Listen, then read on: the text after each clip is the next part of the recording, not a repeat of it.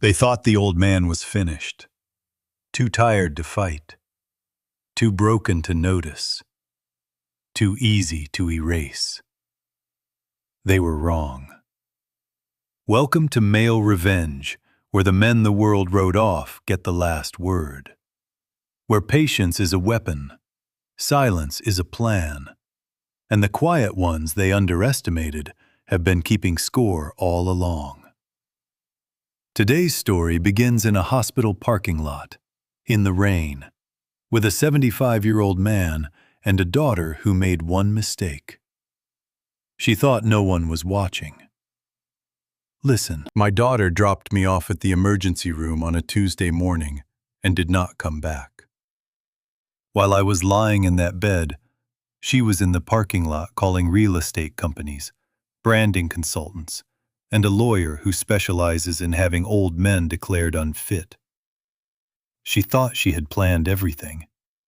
She did not know that my wife, who had been dead for 2.5 years, had planned it first, and that every door our daughter was about to try was already locked from the inside by a woman who wrote her last instructions on cream-colored stationery in the final clean month of her life. But I am getting ahead of myself. It started with a fall. The morning of the 14th of November, the fog lay so thick I could not see the barn from the kitchen porch. I was walking the east block, as I did every morning, checking posts and wire and soil. I was 75 years old. My doctor told me in August to stop walking the rows alone before sunrise, and I told him I would think about it, which is what a man says when he has no intention of changing anything. I caught my boot on a drip line and went down hard between the vines. Left hip first, then the shoulder, then my head against a trellis post. I lay there for 10 minutes. I know because the drip system ticks once every 4 seconds, patient and indifferent, and I counted. Counting is what I do when I am afraid. 150 ticks. The fog was cold on my face, and a man who has been proud for 75 years does not break the habit lying in the dirt. Esperanza found me. She had come early because of the weather, and because she had been watching me since Rosalind died, from a distance, the way you watch a man who has not given you permission to worry. Esperanza Ruiz had been my foreman for 41 years. She knelt in the mud, said my name, asked if I could feel my legs. I said I could. She called the ambulance. They took me to Healdsburg District Hospital. A bruised hip, a strained shoulder, 4 stitches above my left ear, and a heart that stumbled twice on the monitor, which the young doctor, Patel, called an event. Not an attack, an event. Doctors have learned to soften their nouns. Accountants never had that luxury. My daughter arrived at 11. Adrian came through the door in a dark blazer and shoes that were not made for hospital floors. She had not brought flowers. She had not brought a change of clothes for me. She had brought a folder. She set it on the rolling table at the foot of my bed while she took off her coat. That was her first mistake. 50 years of audits teach a man to read documents upside down. The white label on the tab held 3 typed words. Calloway, Phase 2. I did not know what Phase 2 was. I did not need to. Phase 2 means Phase 1 is already finished, and nobody noticed it happening. She kissed my forehead without bending her knees. She asked how I was feeling, in the voice of a person whose next step does not depend on the answer. I told her I was fine. She nodded, picked the folder back up, and held it against her chest. Maybe she saw me looking. Maybe she remembered who her father used to be. Dr. Patel came in. He asked what day it was, what I had been doing in the field. He asked the question slowly, the way young doctors ask old men. I opened my mouth to answer. My daughter answered for me. There was 1 second first. 1 second where something in her face flickered, and she did not say it. I saw that second. I want it on the record. Then she said it anyway. He gets confused about his schedule, she said. He forgets things. We have been worried for a while. I knew the day, the date, the name of the sitting governor, and to the dollar what was in each of my 4 accounts. But I also knew, watching her, that this was not a conversation. This was a deposition. So I said nothing, which was the smartest and the most foolish thing I did that day. Then she asked the doctor whether episodes like this went into the medical record. Patel said everything went in. My daughter nodded. A small nod. The nod of a woman watching a number come in on schedule. She talked for 20 minutes. Restructuring, optimization, brand positioning. A consultant named Marlena Voss who could redefine our market identity. Serious people who were interested in the property. I asked what serious people meant. She looked at me the way a woman looks at a piece of furniture she has already decided to replace, but has not yet found the right moment to move to the curb. People with resources. Daddy, she said. People who can do things with this land that you cannot do alone anymore. She left. The same kiss on the forehead, no lower and no warmer. I listened to her shoes on the linoleum until I could not hear them anymore. The cut throbbed. The fluorescent light buzzed. I thought about the one question my daughter had never asked. She had not asked what I was doing in the East Block at 6 in the morning in the fog. I will tell you, because it matters. I was talking to my wife. I talk to her every morning in the Rose. That is not confusion. That is marriage. I did not know yet what phase 1 had been. I did not know about the letters, the recordings, the ledger, the festival, the earrings, or the long walk my daughter would take down a county road. Only that somewhere, a clock I could not see had started, and that the one person who had never mistaken me for furniture had been dead for 2.5 years. I was wrong about that last part, but I am getting ahead of myself again. The hospital discharged me at 5 in the evening. An orderly named Miguel wheeled me to the front in a chair I did not want, and Adrian walked beside us, holding her phone the way another woman might hold a rosary. At the covered curb by the emergency entrance, she gave me one full sentence, the first since the doctor had left the room. Daddy, you sit right here for 10 minutes. I will go pull the car around. Then she was gone. I stood up from the wheelchair on my own. I had been getting up off chairs for 75 years and was not about to start needing help now. Miguel laughed the polite laugh of a young man who has heard old men say things they will regret, and wheeled the chair back inside. It was raining. Not hard. The kind of late fall mist the wine country gets in November, when the fog cannot decide whether to lift or fall. I sat on the wooden bench under the awning, pulled my discharge papers against my chest, and looked at my watch. The watch was the one Rosalind gave me for our 13th anniversary in 1992, bought with money saved from a good Pinot Noir vintage. The strap had been replaced 4 times. The watch itself still kept perfect time. That is the difference, I have learned, between what holds a thing together and the thing itself. 5:15, 5:25, 5:40. I called her. 4 rings, then voicemail. I did not leave a message. I had been an accountant for 30 years. I knew what a real meeting looked like. She was probably in the parking lot. Any minute now. 5:55. The mist had gotten under the awning and into my coat.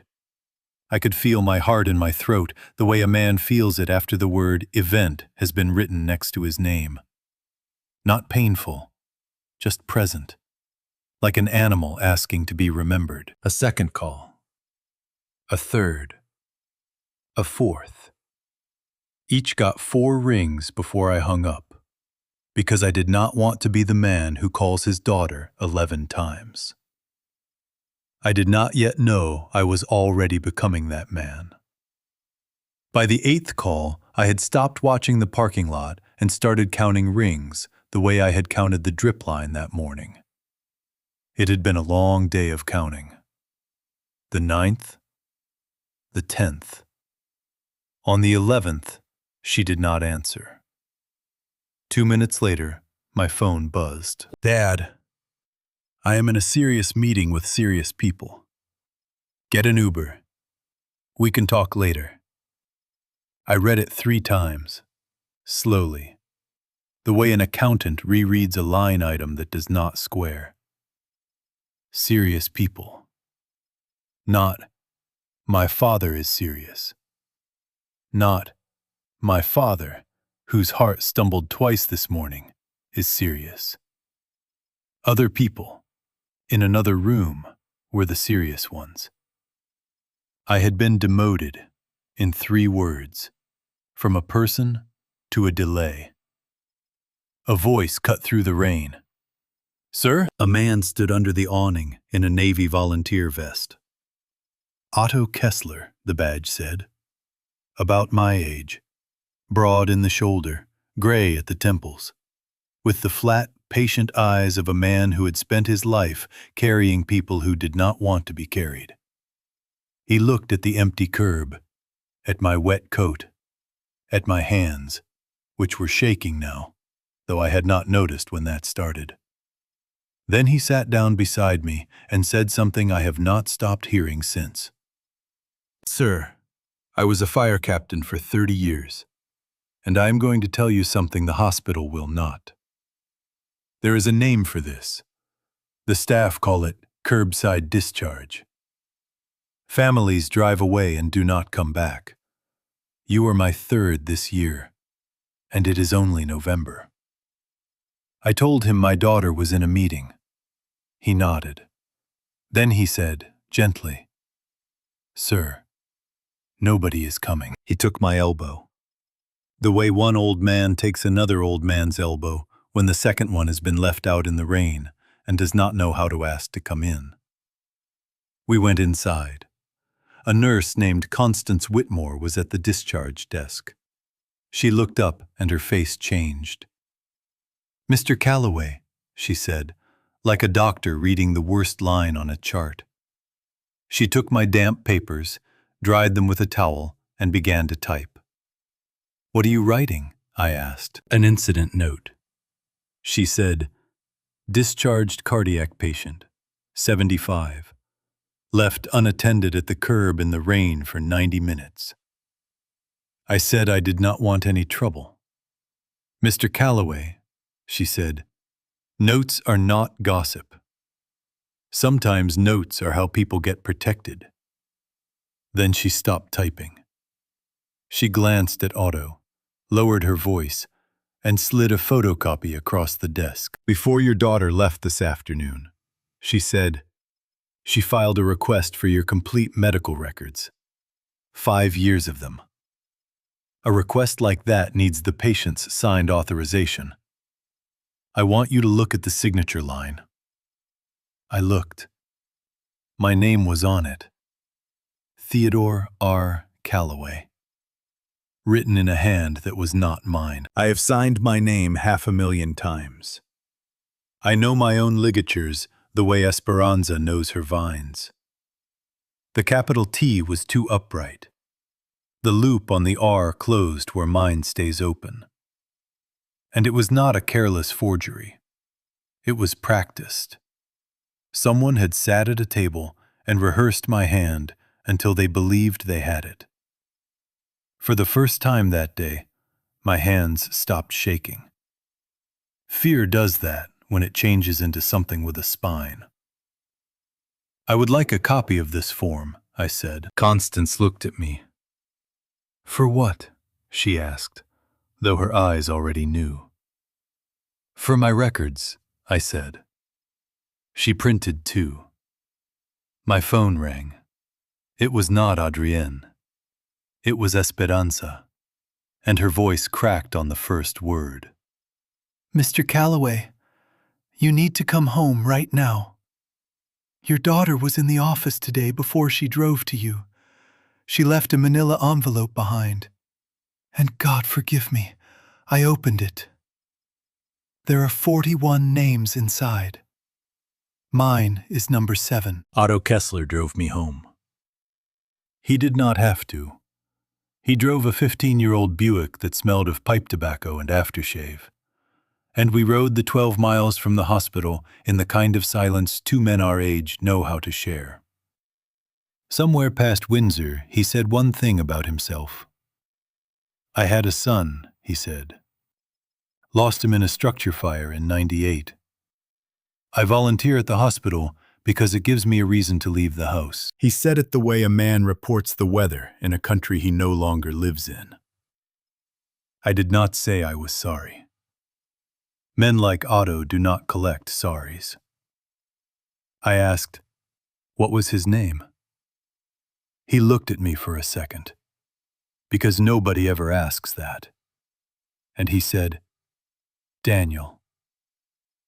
We drove the rest of the way without talking, and the name rode between us like a third passenger. He pulled into the gravel drive at 6:55 and waited until I was through the front door before backing out. He never said goodbye. He lifted 2 fingers off the steering wheel and was gone. Adrian never came back to the hospital. I want that on the record. 11 calls, 1 text message, a records request, and a signature that was not mine. That was my daughter's visit to her father. The kitchen door creaked when I opened it. The hinge had been creaking for 3 years. Rosalind had said she would oil it, and then she had gotten sick, and then she had not gotten better. And the door went on creaking after she was gone. The way unfinished things in an old house do. A house holds its dead in the unfinished things. I did not turn on the light.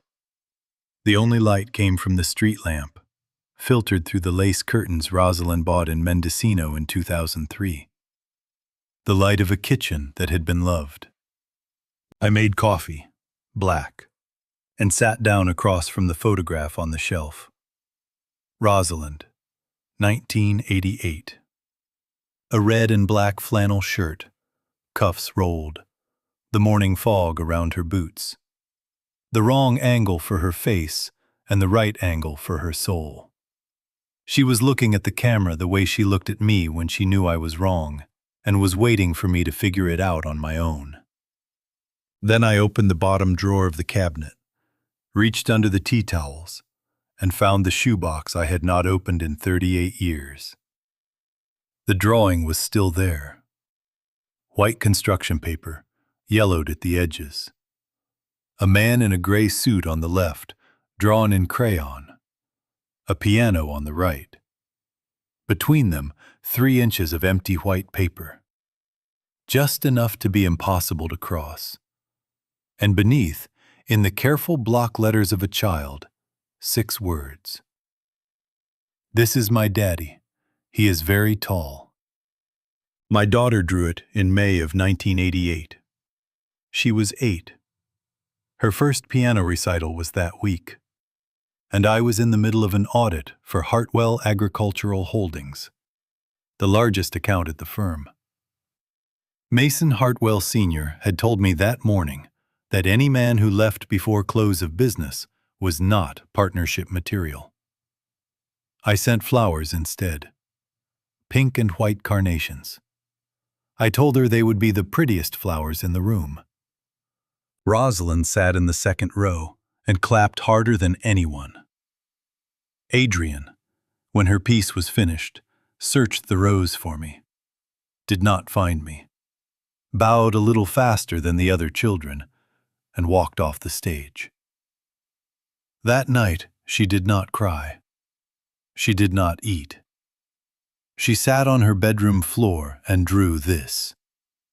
Rosalind found it under the bed, drove it to my office 2 days later, set it on my desk without one word, and walked out. That night, after dinner, she said the only thing she would ever say about it. "You will pay for this, Theodore. Not today, maybe not for years, but the bill always comes. And when it comes, I will decide what currency you pay in." I laughed. I thought she was teasing. She was not teasing. I know that now. The way you know a prophecy after it has already happened. I was still holding the drawing when someone knocked at the kitchen door. 8:15. Esperanza, in a wet wool coat. She walked in and set the manila envelope on the table beside my coffee. "You opened it," I said. "Yes," she said. "And I am not going to apologize." "Good," I said. She stood at the end of my table with her hands folded, like a woman afraid of what they might do. Then she said the thing she had not said on the phone. "Mr. Calloway." The list is not why my voice was shaking. Under the envelope, there was a single page. Letterhead I have never seen. Meridian Wine Holdings. And across the top, in handwriting, somebody wrote, A. As soon as the medical file is complete, we move. Stay on schedule. M. My daughter was not making plans. My daughter was keeping a schedule. And I was the line item. Esperanza went back out into the rain to sit with her sister. I stayed at the table with the envelope I was not ready to open and the drawing I could not put down. It was nearly midnight when I finally moved to return it to the box, and the street lamp caught a faint gray shine on the back of the page. Graphite. Pencil. I turned it over. 4 lines in a hand I knew better than my own. Dated March 2012. Teddy. When this day comes, and it will, call Beatrice before you call anyone else. Trust the box. R. I had never told her about the shoebox. I had never told anyone. She had found it anyway, 14 years ago, and she had left a lamp burning in it for me. Twice that day, handwriting had reached into my life. The first was a forgery. The second was my wife. Rosalind had been dead for 2.5 years, and she had just made the first move. I did not sleep. At 1 a.m, I stopped pretending, turned on the kitchen light, and opened the envelope, because some things should not be read in the dark. 12 pages, stapled at the corner, printed on the heavy white paper law firms use when they want their work to feel like granite. The header read, Termination Schedule, First Quarter, 2027. The subheader read, Callaway Vineyards Workforce Restructuring, Confidential, no author, no signature. 41 names, and no signature. Somewhere along the way, my daughter had learned the first rule of dangerous paperwork. Never sign what you are not proud of. Each name on its own line. After each name, an age. After each age, a dollar figure. Severance. Scaled by tenure. Calculated by people who do this work for a living and have learned to round down. There are 2 kinds of people in this world. The ones who round up and the ones who round down. And you can learn everything about a person from which way they round. Number 7 was Esperanza Ruiz. 62 years old, $4,217.50. 41 years of her life, priced like a used car. Number 12 was Ines Ruiz. Her sister, 59, $3,890. Ines has type 2 diabetes. She has been on insulin since 1998, and the supplement that keeps her supplied has been quietly paid from a separate account of mine for 12 years. I never told her. I never told Esperanza. I told no one. Rosalind knew. Rosalind knew everything. I did not understand that yet. Number 19 was Mateo Robles. 73 years old, $7,402.10. The highest figure on the page. Mateo came to this vineyard in 1984. 40 years, rounded down. I read all 41. Some were grandchildren of the men and women who came with us when Rosalind and I bought the first 10 acres. Some were parents of children who grew up at the harvest festivals my wife ran for 19 years. Then I did what Constance Whitmore had taught me that afternoon. Notes are how people get protected.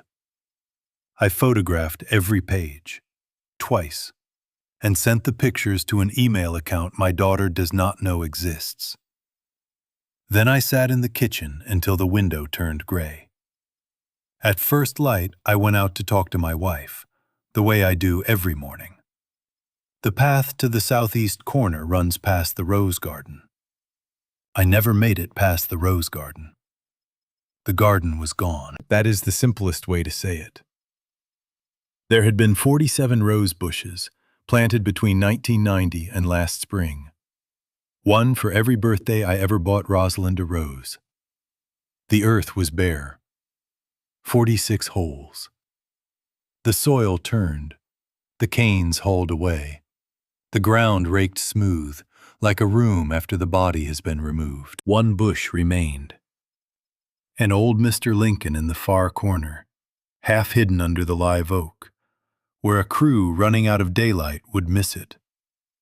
There was one bloom on it, a late one, deep red, almost black at the edges where the cold had touched it. Open all the way. I did not pick it. I did not kneel.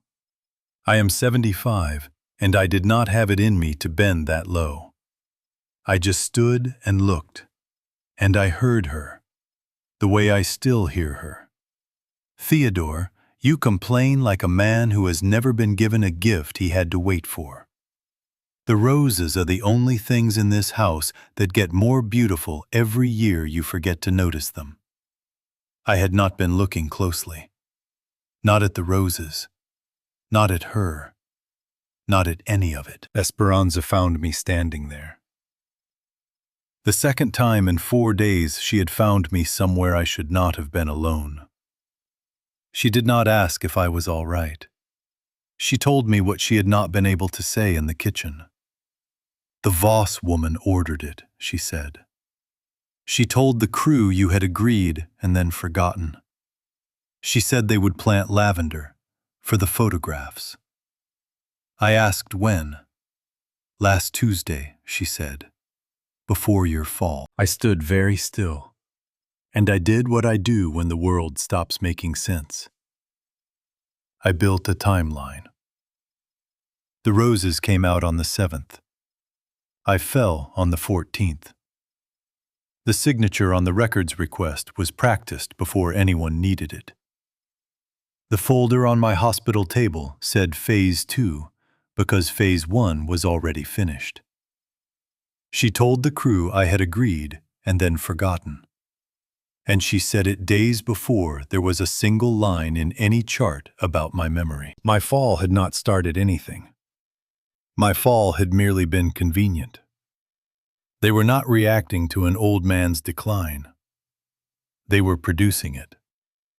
Witness by witness, document by document, hole by hole in my wife's garden. They were manufacturing a confused old man, the way you manufacture anything, to a schedule. Mateo Robles came up the path on his way to the Cabernet Rose. He stopped beside me. He did not look at the garden. He did not look at the one remaining bloom. He looked at me, and he put one hand on my shoulder and left it there a moment. And then he took it away and walked on. He never said a word. There was something in that gesture I could not balance. It felt like a payment arriving for an invoice I had never sent. I stood in my wife's empty garden and could not square it. And I am a man who has squared everything his whole life. The sun came up behind the fog. Rosalind had told me to call Beatrice before I called anyone else. And I would. But a man should tell his wife her roses are gone before he tells her lawyer. I started walking toward the southeast corner. The path from the rose garden to the southeast corner is 800 meters. I walked it slowly. My hip ached from the fall and from the 75 years that came before the fall. The fog was thinning, and by the time I reached the corner, the gray had taken on the pale gold of a morning that had finally decided to begin. The vines there are the first two we ever planted. 1981. Rosalind picked the spot herself. She said the soil in that corner had something the rest of the property did not. And she was right.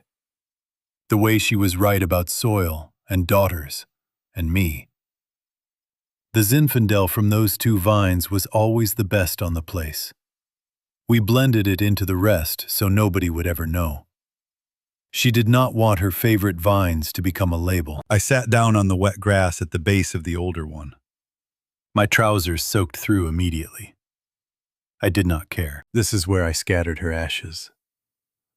June of 2022. The only clear day that month. As if the sky had been bribed. 12 people stood under these vines.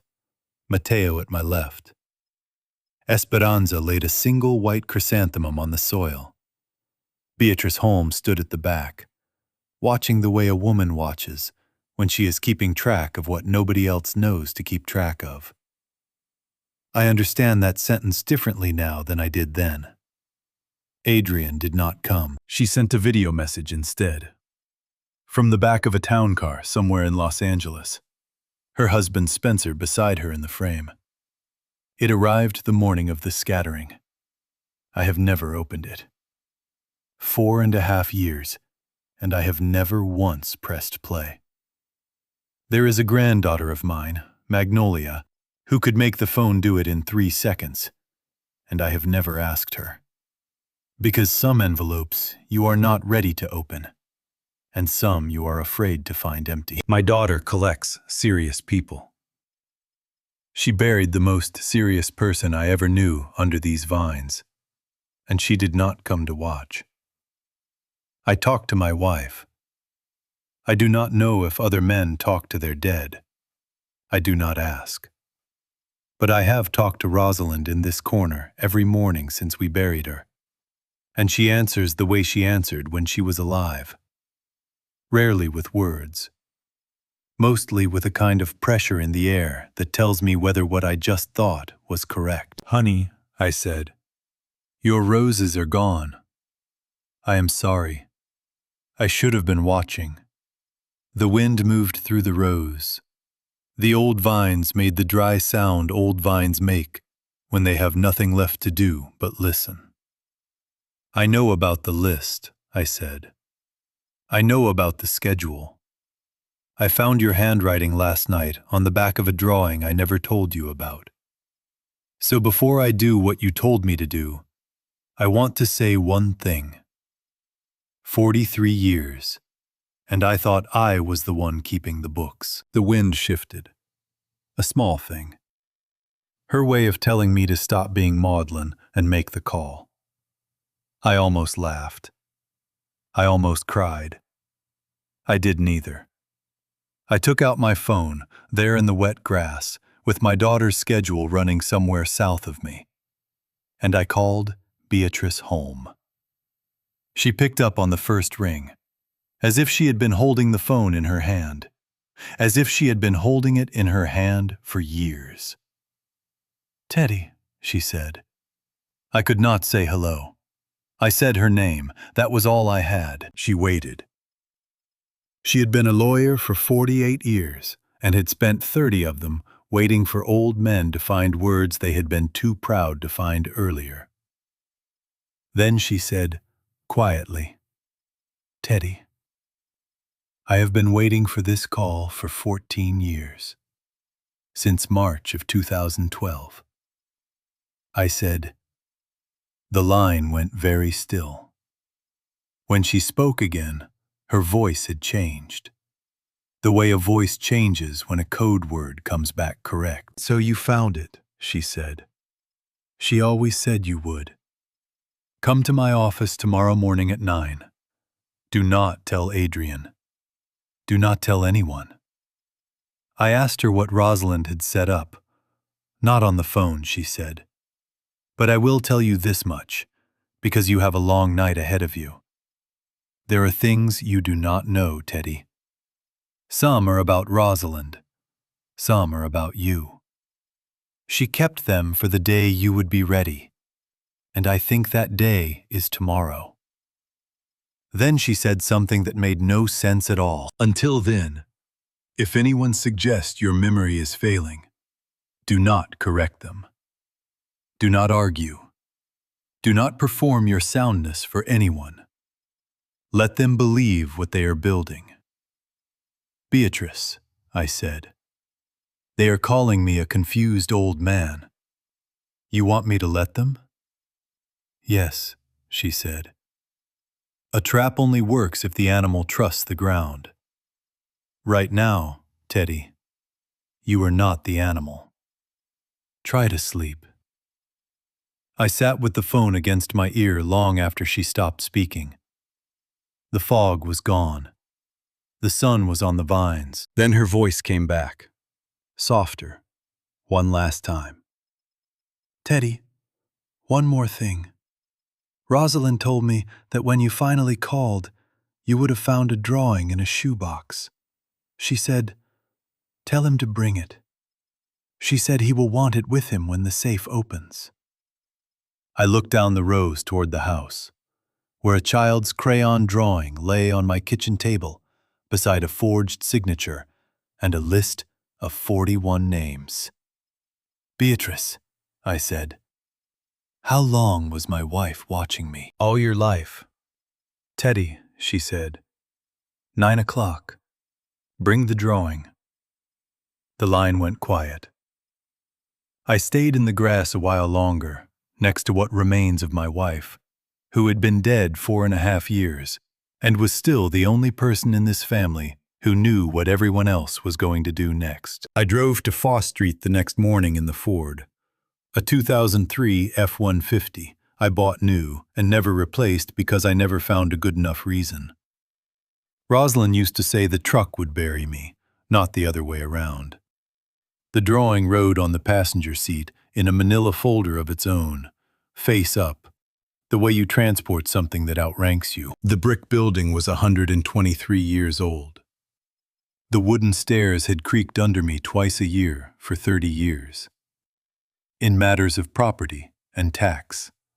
And once, terribly, for a will read aloud while I stared at a wall. Holland Pierce was at the front desk.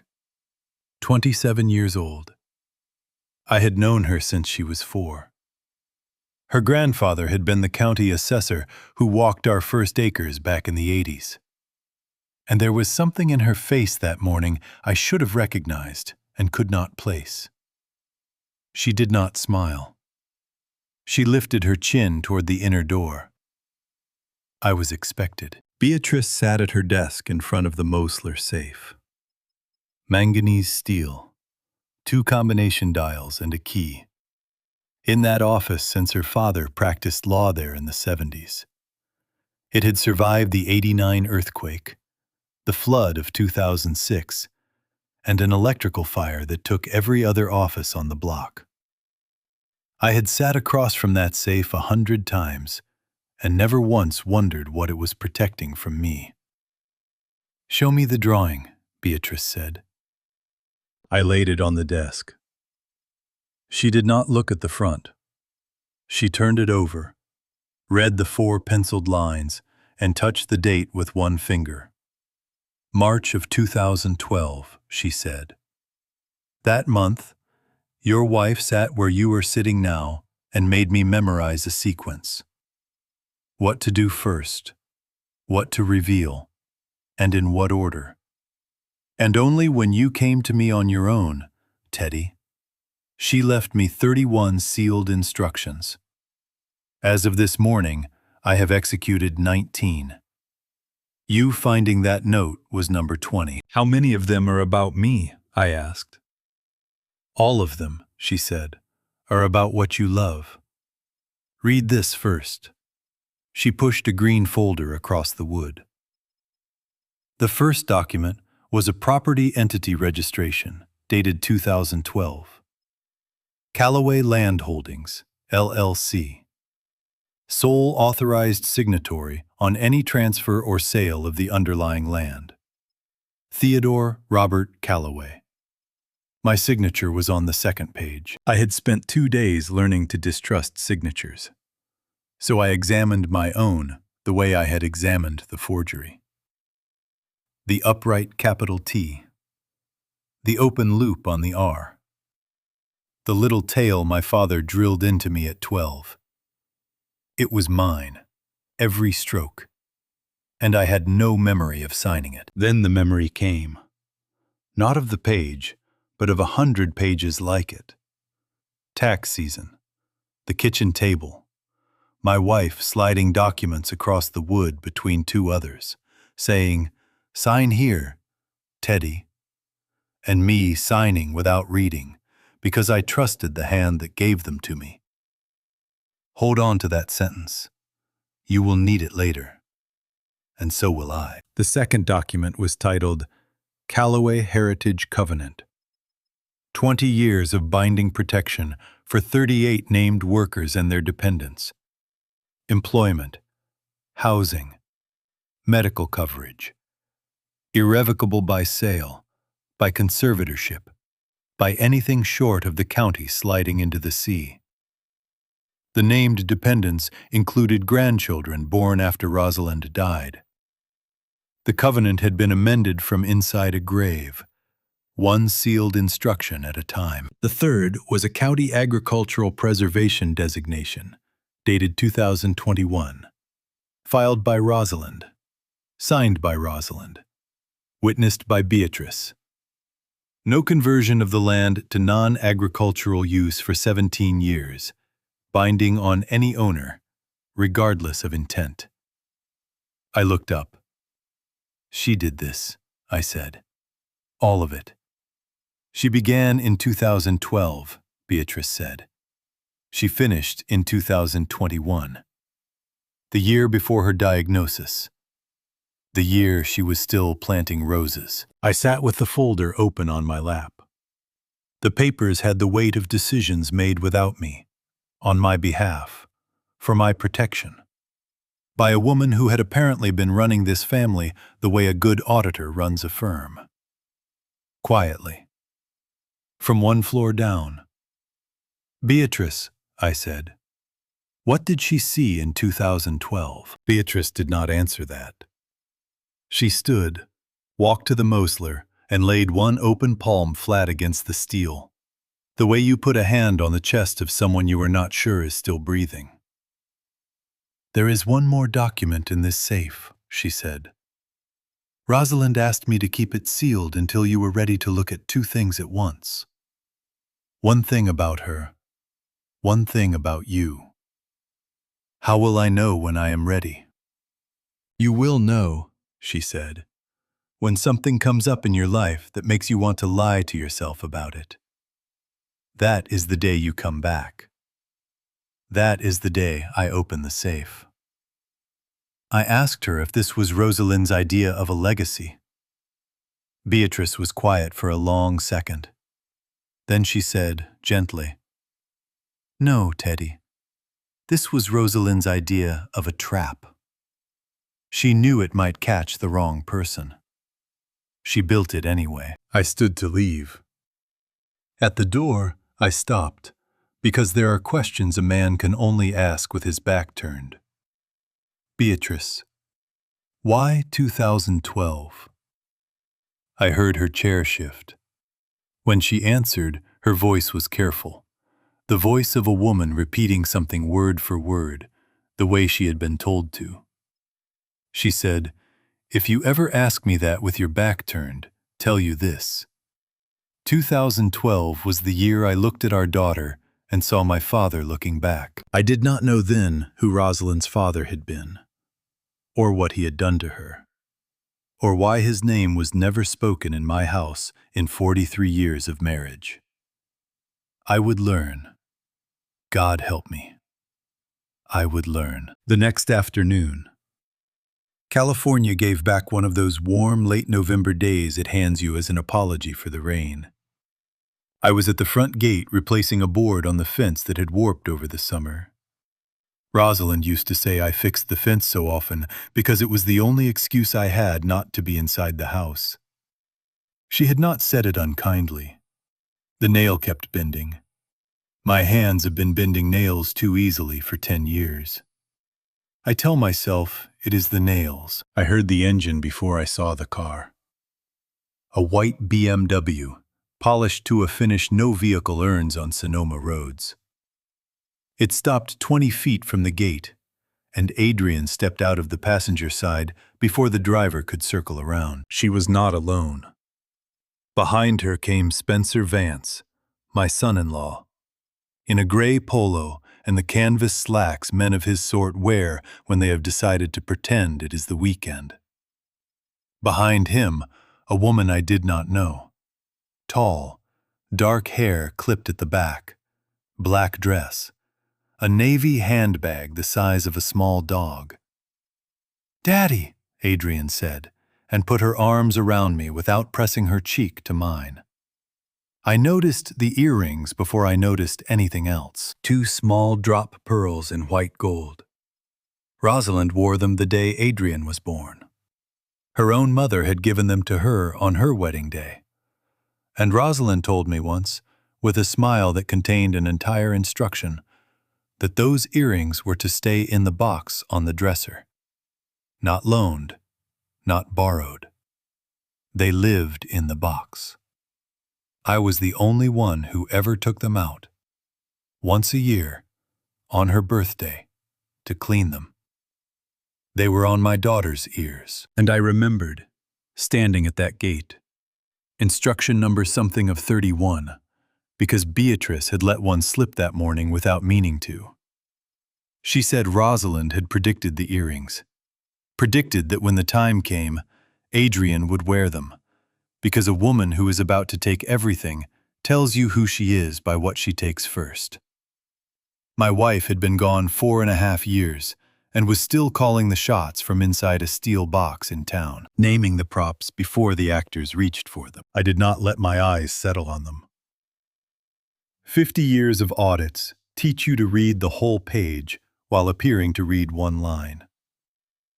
"This is Marlena Voss," Adrian said, the branding consultant. I shook the woman's hand. Firm grip. The grip of a person who has learned a firm grip reads as competence. And then I did the thing Beatrice told me to do. I held her hand a beat too long, blinked, and said, "Have we met? Were you at Rosalind's funeral?" A small silence. Marlena glanced at Adrienne. Adrienne's mouth tightened. And I watched something pass between them that I can only describe as relief. The old man is slipping. Right on schedule. I had handed them a free sample, and they took it. And now I knew exactly how hungry they were. We went inside. Adrian led the tour like a woman walking buyers through a listing. Marlena followed with a black notebook, and by the way her eyes moved, the photographs in the entryway, the harvest schedule from '96, the throw blanket Rosalind crocheted. All of it was being measured for removal. "Teddy," Spencer said, with the easy half-smile of a man who believes his charm is currency. "Show me your office. I have some thoughts on digitizing the records." I said I would have to find the key. I went to the mudroom and made a show of moving things on the hook. Then I walked the long way back, by the hallway with the half-cracked door that looks into the office from the side. And I stood out of sight, and I watched. Spencer had his phone out. The flash was firing. He photographed the binders on the desk, the labels on the cabinet, my certificate of incorporation on the wall. 26 photographs in 3.5 minutes. I counted, because that is what I do. What Spencer did not know is that I had a phone too. I stood in the dark of the hallway, and I photographed him photographing my files. His face, lit by his own flash. Time-stamped. Notes are how people get protected. In the tasting room, I heard Marlena's voice. She was saying the portrait of Rosalind on the back wall, the one my wife hung herself the year before she got sick, was reading too sentimental for the demographic. Those words, for the demographic. Adrian said nothing to that. I marked the nothing. A man learns more from where his daughter is silent than from where she speaks. Then another sound at the gate. A yellow taxi. The door opened, and my granddaughter stepped out with a worn backpack, having taken a Greyhound from Davis and a cab from the station. Having told no one she was coming. Magnolia, 19 years old. She crossed the gravel and came and stood beside me at the fence like she had been standing there her whole life. Adrian came back out. In her mother's pearls, she said, "Daddy, Mama would want this vineyard to grow. You are keeping it in the past. Mama would not have wanted that." I watched my granddaughter watch her mother, and I saw, on Magnolia's face, the exact moment a young person stops hoping a parent is someone other than who they are. She did not say a word. She did not have to. Some faces close like a ledger. They left 20 minutes later. The BMW turned onto the county road, and the dust took a long time to settle. Magnolia waited until it was gone. Then she leaned close, and very quietly she said, "Grandpa, wait until tonight. There is something on my phone you need to hear. And after you hear it, you are not going to want to protect her anymore." Magnolia came to my room at 11. She knocked twice, soft. I had been awake, thinking about pearls and 26 photographs and a yellow taxi. She had changed into a gray Davis hoodie, sleeves pulled over her hands, hair in a low ponytail, phone in her right hand. She sat in the brown leather wingback Rosalind chose at an estate sale in Glen Ellen, pulled her feet up under her the way she has since she was small, and said, "Grandpa, I am not going to say anything. I just want you to listen." She set the phone on the table between us and pressed play. The first voice was my daughter's. "Marcia," she said, "the legal team needs to draft a conservatorship petition. If we get him declared incapable of managing his affairs, the deal closes in 3 weeks. He just had a discharge incident at the hospital. We can frame it as cognitive decline, memory lapse, disorientation." A second voice, a woman I had never heard, made a sound that was not a word.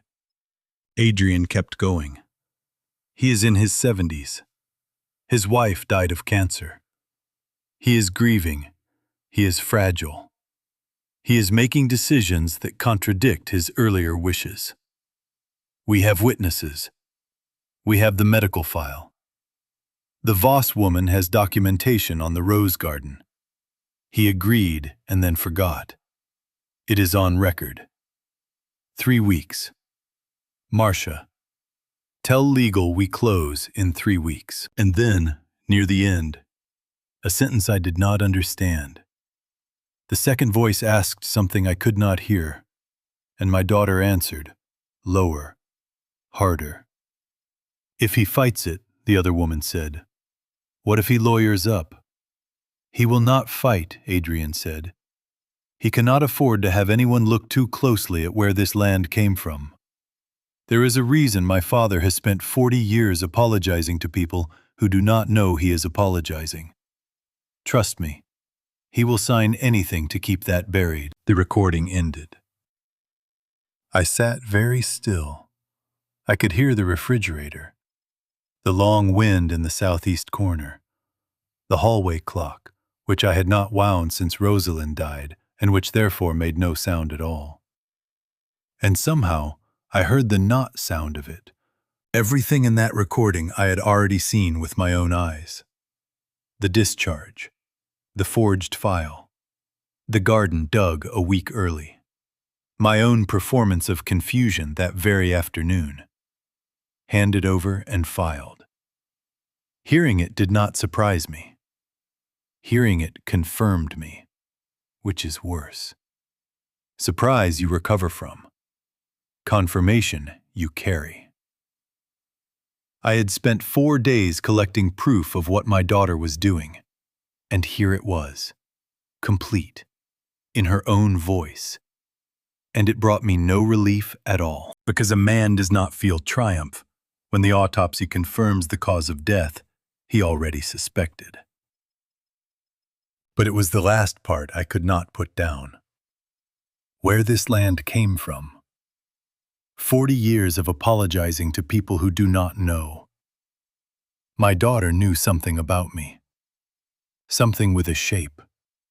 She did not know all of it. I could tell. She was holding a corner of a thing and did not know how large the thing was. But she knew enough to be certain I would never let a court look too closely. Grandpa, Magnolia said.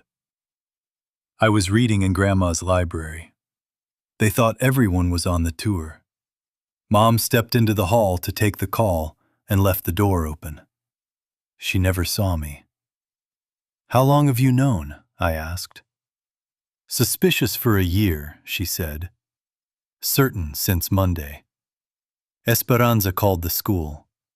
She told me you needed family. So I told my professor there was a death in the family, which I think was true. Something died Monday. I came to see if anything could be born after it. She told me other things then. That she had not spoken to her mother in 8 months. That Adrian had missed her high school graduation for a marketing conference in Bordeaux. Had texted that morning, "Sweetheart, we will celebrate when I get back." 11 words, and that Magnolia had counted them.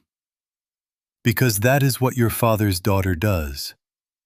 She was quoting me back to me. I had not known she ever heard me count. And she said, Grandma used to read me Steinbeck. She said I could not love a place until I knew what it had done to people. I used to think that was a lesson about California. I was beginning to understand it was a lesson about me. Then she stood, slid the phone into the pouch of her hoodie, and stopped at the door. Grandpa, she said, my mother is not evil. My mother is afraid, and she has been afraid a long time. But fear is not a license to take a man apart while he is still alive. I love you. Good night. It was not how she said it at 6. It was how a grown woman says it to a man she has decided to stand beside. She left.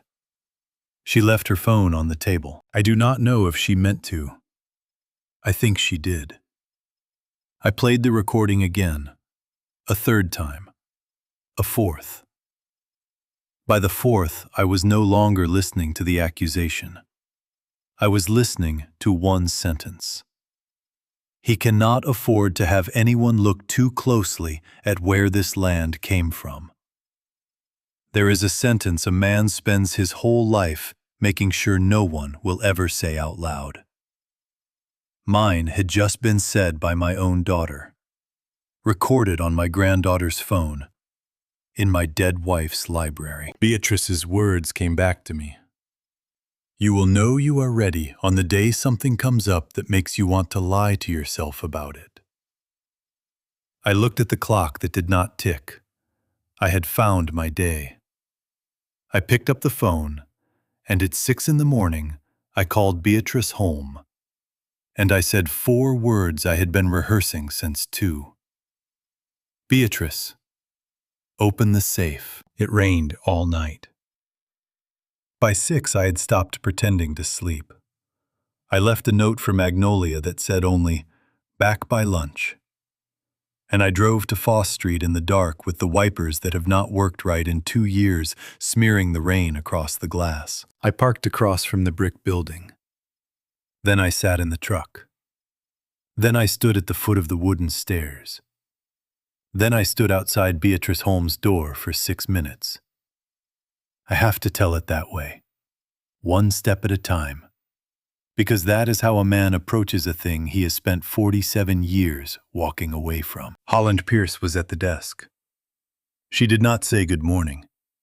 She lifted her chin toward the inner door, and I understood that she knew. This morning, Holland Pierce knew more about my life than I did. Beatrice was at her desk. I sat down across from her and delivered the sentence I had rehearsed since 2 a.m, with no inflection at all. Beatrice, I am ready. She did not ask if I was sure. 48 years of law had taught her that a sentence rehearsed all night arrives with its certainty already attached. She stood, and she walked to the Mosler. The chain around her neck I had assumed for years was a religious medallion. It was not. At the end of it was a key. She turned that key, and a second key from her purse, and then the dials, and she pulled the door open. Inside were envelopes, many of them. One bore a wax seal the color of dried blood. She reached past all of them and took out one, and one only, and set it on the desk in front of me.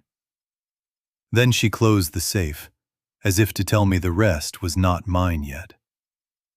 The envelope was sealed with red wax. Pressed into the wax was a thumbprint. I had known the shape of that thumb for 43 years.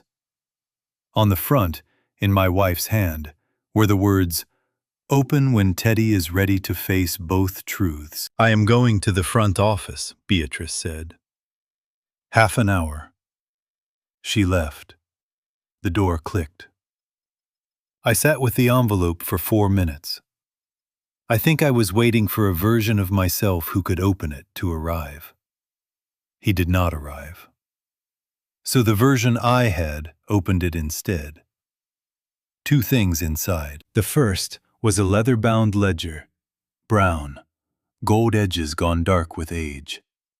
I knew the book before I read the title.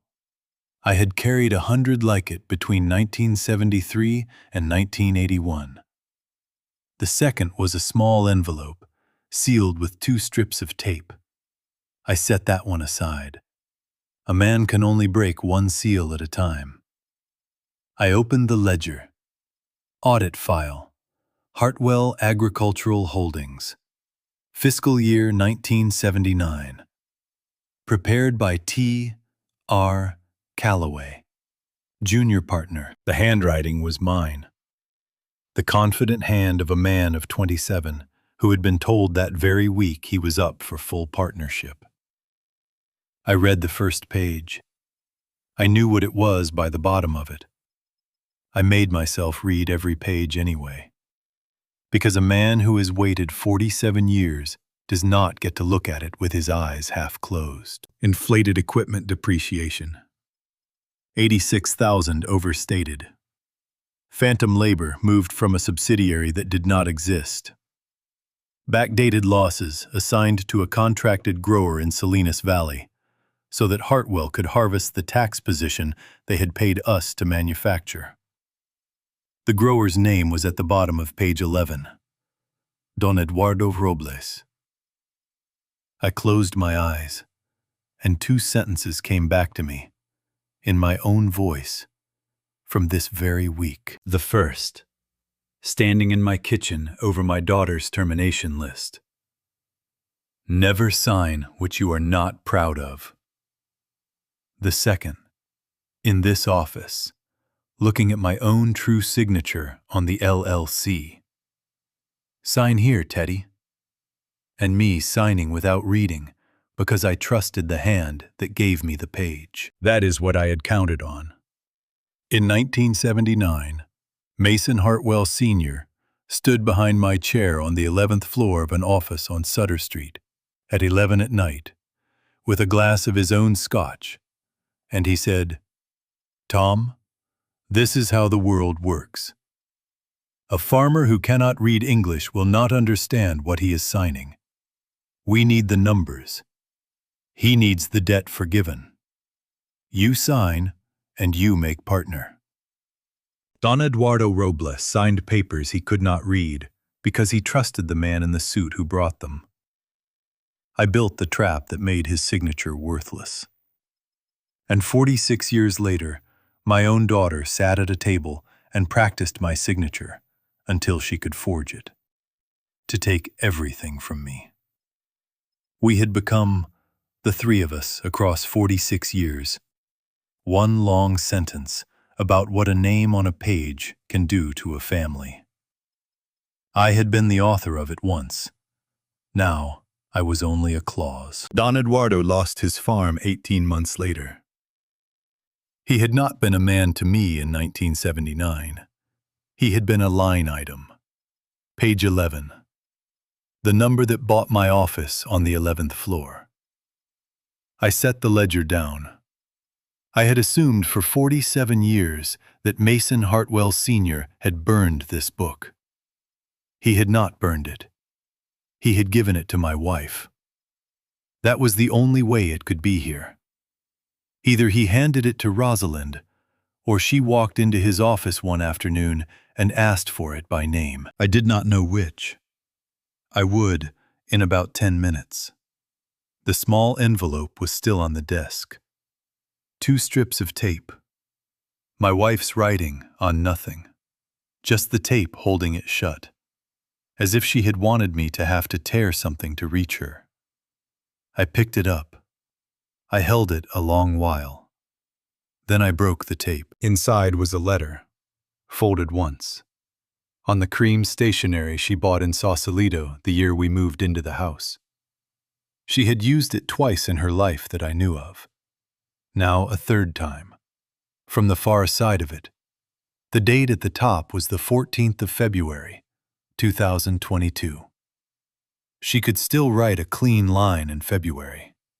By April, she could not hold a pen. She died in June. So this was written in the last clean month she had.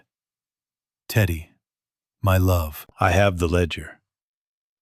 You are wondering how. I will tell you. Because you have spent 47 years wondering, and you have earned the answer. I did not wait for Mason Hartwell to give it to me. In the spring of 1995, I drove to the city. I went up to his office, and I asked him for it by name. He was 80 and dying of something he would not say out loud. He looked at me for a long time, and then he had it brought up from storage, and he handed it across the desk. And he said, you had been the youngest junior partner he ever made, and the one he was gladdest to ruin. I think he gave it to me because a dying man wants to set down one true thing before the end. And I was the only one who came asking. I read every page in a motel room in San Rafael, so I would not bring it into our house. Then I drove home and made you dinner and did not say a word. I want you to understand what I did next, because it is the whole of my life with you. I did not show you the book. I did not leave you. I made you fund the Heritage Program instead, every year for 27 years, and I never told you why. You paid, Teddy. You did not know the name of the debt, but you paid it, the way a decent man pays a thing his conscience cannot account for. I watched you build a second life in the exact shape of an apology to a man whose name you did not let yourself remember. I loved you before I read the ledger. I loved you more after. That is not a sentence I can explain. It is only one I can sign. Now the harder thing. In 2012, I looked at our daughter across this kitchen, and I did not see you in her face. I saw my father. I saw Robert Pierce, who could ruin a person with a smile across a dinner table and call it manners. You never met him. I made sure of that. But she has his eyes, and his way of looking at money, and his belief that other people are weather, to be planned around. So I built a structure. Beatrice has the documents. The land cannot be sold. The workers cannot be erased. And inside all of it, I built one more thing. The thing none of the lawyers know is the real thing. I built our daughter one last door. The trap is not to destroy Adrienne. The trap is to put her in a room with the truth and see whether she chooses to walk through the door I left open or claw at the walls.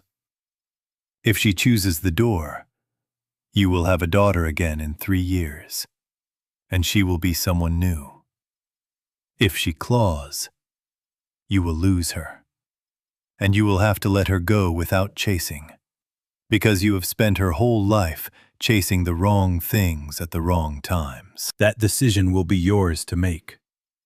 I will not be there to make it for you, and I am sorry. Because you have never once, in 43 years, made the hard call about her without me in the room. One more thing, and then I have to stop. My hand is tired. Mateo knows your name. He has known since 1986. He stayed anyway. Do not let Beatrice tell you why. Do not let me tell you why. Go to the last cottage on the left and ask him yourself. And stand there while he answers. Because it is the one conversation in your life you are not allowed to have through a lawyer or a letter or a dead woman. I loved you. I love you. The tense does not work the way they tell you it does. Yours, Rosalind. I set the letter down. I did not cry. I had cried for her in June and again in October at the empty press. I had something quieter and harder than crying. She had known. All of it. The ledger, Mateo, our daughter, my own father's hand making me sign things at 28. She had known in 1995, and she had carried it for 27 years, and she had turned my guilt into a roof over 41 people without ever once making me look at the bill. The knock came at the wall. 1 short, 2 short. Beatrice. She came in and sat. She looked at me the way she had looked the day in the hospice room when Rosalind signed something I was not told the contents of. "Teddy," she said. There is one thing she did not put in writing. She told me to say it to your face. I waited. Beatrice said. Mateo came to me in August of 1986. He had decided to leave. He could not work for the man who destroyed his father. Rosalind asked him to stay, and he did. And she told me that day what she had only just understood herself. "What?" I said. That she was going to spend the rest of her life turning the man who ruined his father into a man who could be ruined by mercy instead. And that Mateo would know when it was time to speak. Beatrice paused. "Teddy," she said. "He has been waiting 40 years. I drove back from Foss Street at noon. I did not go to the house. I turned past the main barn and took the service road down to the worker housing. 6 cottages in a row, each with a porch and a lemon tree Rosalind planted, because she believed a man who can see a lemon tree from his kitchen window knows he has a home. Mateo's was the last on the left, the farthest from the main house. He chose it himself in the spring of 1984 and never moved. I parked. I sat a while. A man in his 70s who has to sit in trucks before he can walk into rooms is a man who knows what is waiting inside. I knocked. He opened the door and looked at my face the way a doctor looks at a result he has been expecting. He stepped back, and I went in. One room. A kitchen along the back. A bed in the corner. A wooden table with 2 chairs. On the wall above the bed, a photograph in a wooden frame. A man and a woman in front of a farmhouse. And between them, holding the man's hand, a boy of 5 or 6. I knew who they were before I sat down. Mateo filled a pot with water and set it on the burner. He spooned in coffee, then 4 spoons of sugar, and stirred. He did not speak while it heated. We had known each other 40 years and never once not known what to say. This was different. This was 2 men in a room where the truth had been living longer than either of us had been willing to look at it. He poured 2 cups. He set one in front of me. He sat. "You read the book," he said. "Yes." "You read the letter?" "Yes." "I was 5 when we lost the farm," he said. "My father could read Spanish. He could not read English. He trusted the man who brought the papers because the man wore a suit and spoke slowly and told him he was helping. My father signed because he believed a man in a suit who speaks slowly is a man who means well. He drank. I could not. We moved to a room over my uncle's garage in Watsonville. My mother took in laundry.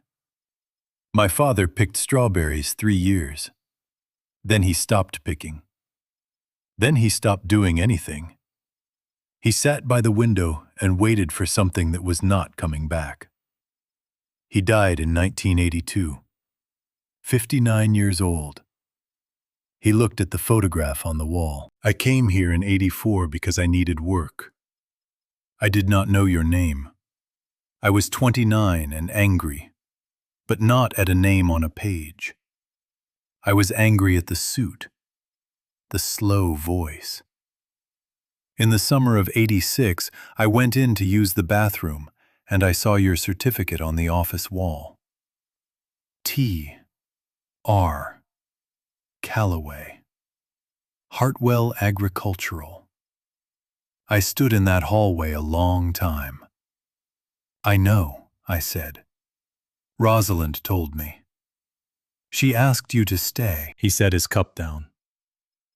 And here he did something I did not expect.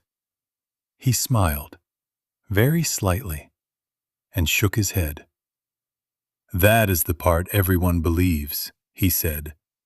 "It is even true, but it is not the reason. And your wife went to her grave thinking it was, because I let her. I am going to tell you the reason now, because she is not here to hear it, and you are, and one of you should."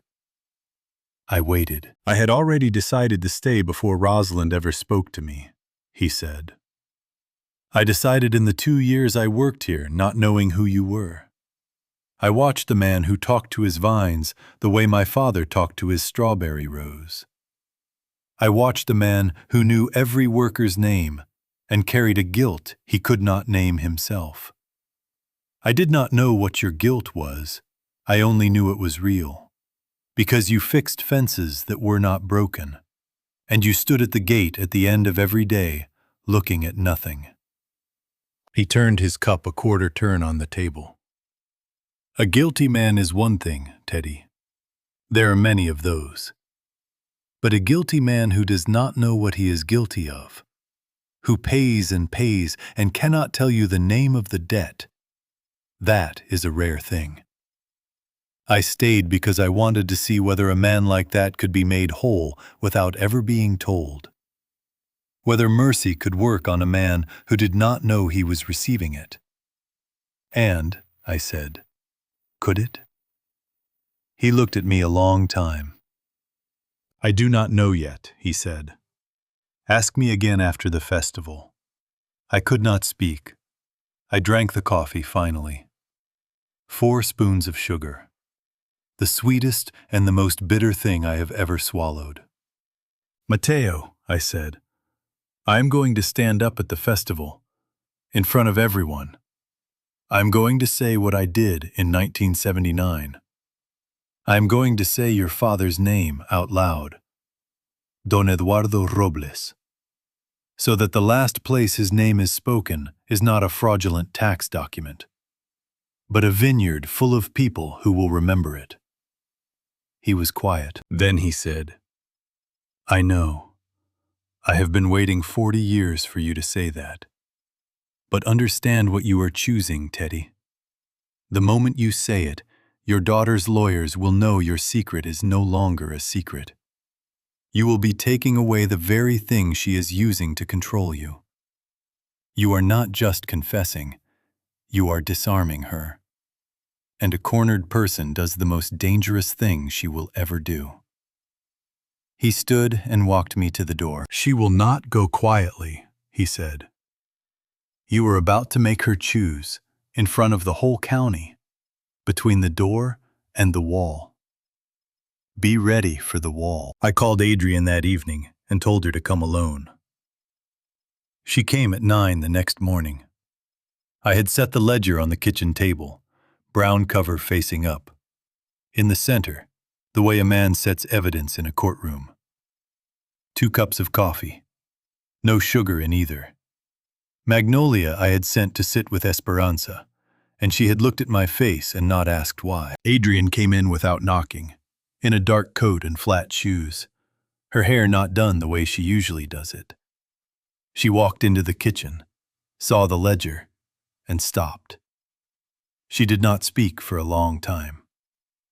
I have read numbers on pages for 50 years, and I have never once been able to read my daughter's face.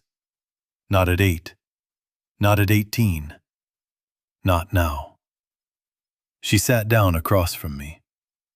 You found it, she said. Rosalind kept it, I said. In Beatrice's safe.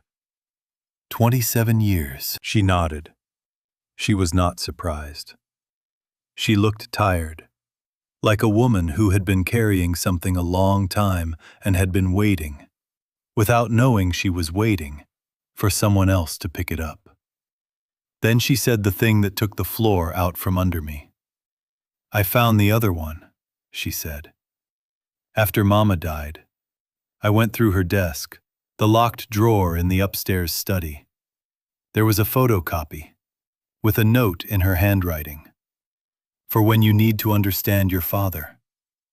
I did not move. I read it in July, she said. 2022. 1 month after we put her ashes under the vines. The kitchen was very quiet. I read every page, she said. The depreciation, the phantom labor, the name on page 11, Don Eduardo Robles. I sat in Mama's chair and I looked out at this vineyard, and I did the arithmetic a child does about her own father. I added up the man who taught me to prune, who carried me on his shoulders through the harvest rows, and I subtracted the man who took a farm from a family that could not read the papers he put in front of them. And the number did not come out to a father. Daddy. It came out to a stranger I had been kissing on the forehead my whole life. She was not crying. Her voice was flat, past crying, in the country on the other side of it. That week, she said, I called Spencer and told him I wanted to sell. I did not tell him about the ledger.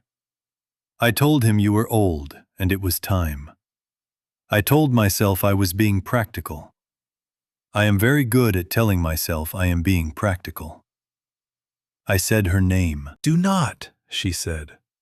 I am not finished, and I am not going to let you make this easy for me by being kind.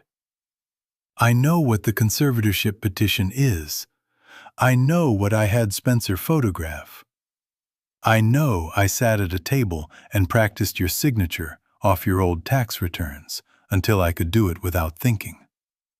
I am not confused about what I have done. So there it was. She had said it herself. She did not know I could prove the forgery. She handed it to me across the table, like a woman who was so tired of carrying it that being caught would have been a mercy. And still I understood, watching her, that she had not come to surrender. She had come to explain. Those are not the same thing. I did not start this for money, she said. I want you to know that, even though it changes nothing. I started it because I read page 11 and I could not eat dinner across from you anymore. I could not be the daughter of a man who destroyed a family and then hired the son to work his land and never, in 40 years, said the words, I am sorry. Do you understand what it did to me to find out the saint had a body buried in the orchard and that everyone I loved had decided to keep tending the orchard? I have read my own ledger, I said. I do not get to defend myself to you. No, she said, you do not. And do not think the apology you are planning is for me. It is for you, and for Mateo, and for an old dead farmer. It is the cheapest thing in the world, Daddy. A confession with no one left to punish you. Mama made sure of that, too. She looked at me, and for 1 second, something underneath the flatness moved. And I saw the 8-year-old who drew a man 3 inches from a piano. I do not hate you, Daddy, she said. I almost wish I did. Hate would be simpler. She stood. She left the ledger on the table. Then she said the thing Mateo had warned me she would not be able to walk away from. But understanding why you did it does not unlock the cage I am in. The deal still has to close. Spencer is leveraged to the eyes. I signed things, Daddy, with these companies that I cannot unsign. So whatever Mama built in that safe to save you, understand that it may save the land and still cost me everything. You are not the only one who signed papers he should have read. She walked to the door. She stopped with her hand on the frame. Mama knew, she said. Did she not? Yes, I said. She knew everything. Of course she did. Adrian said. She always did. That was the unbearable thing about my mother. She saw all of it, and she still set the table every night. And she taught me that love was just another word for pretending not to know. I am only doing out loud what she did in silence for 43 years. And she walked out, and she did not close the door. And I understood that my daughter had just told me she had chosen the wall. Not because she wanted the wall, but because she no longer believed the door was real. The morning of the festival came the way November mornings come in Sonoma. Cold, still. The fog sitting low in the valley like something that had decided to stay. I had not slept much. 2 nights of half sleep since Adrian walked out of my kitchen and left the door open behind her. I spent those 2 days doing things that did not need doing. I checked trellis wire that was fine.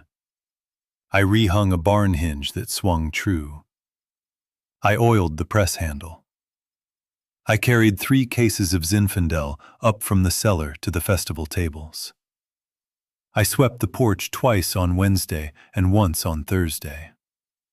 Rosalind used to say I fixed things when I could not fix what needed fixing. She was right about that, the way she was right about everything, which I was learning is a hard thing to be married to, even after the wife is gone. Esperanza came Thursday afternoon and stood on the porch and spoke low.